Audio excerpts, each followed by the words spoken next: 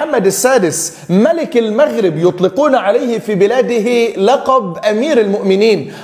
زي ما انت شايف كده، أمير مؤمنين بسلسلة وحظاظة وبندانة، وشوية متصور لك مع محمد رمضان وشوية مع الكلب بتاعه. أمير المؤمنين دي اللي كانت بتتقال عن عمر بن الخطاب والخلفاء الراشدين.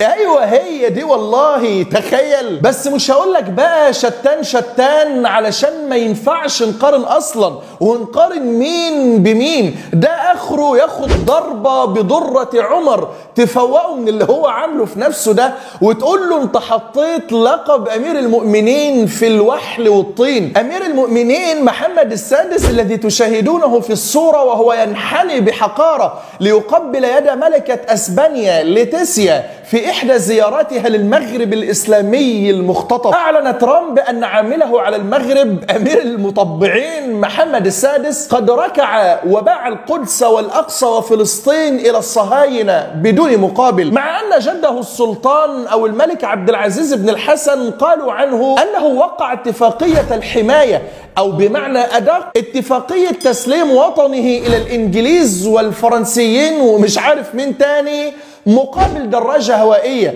رغم أن المزحة مبالغ فيها، لكن المشهور عنه أنه كان مشغول باللعب واللهو وإنفاق أموال الشعب على اللعب الحديثة المستوردة من أوروبا، ومنها الدراجة التي كان يعشقها عشقا، حتى أنه لعب يوما طوال النهار بالدراجة، وعندما أتى الليل وكان لم يشبع من اللعب أحضر 30 عبدا من عبيده وأمسكهم المصابيح طوال الليل حتى تعب من اللعب ودخل لينام. على الأقل جد محمد السادس باع وطنه مقابل دراجة، لكن أنت بعت دينك وعقيدتك ووطن المسلمين جميعا فلسطين بكم يا أمير المطبعين؟ حتى أن أمير المطبعين لم يعلن الخبر بنفسه، بل أعلنه سيده حاكم البيت الأبيض ترامب، وكأن ترامب يأبى أن يغادر البيت الأبيض إلا أن يسجل أكبر اختراق في الدول العربية. جعل الله هذا المساء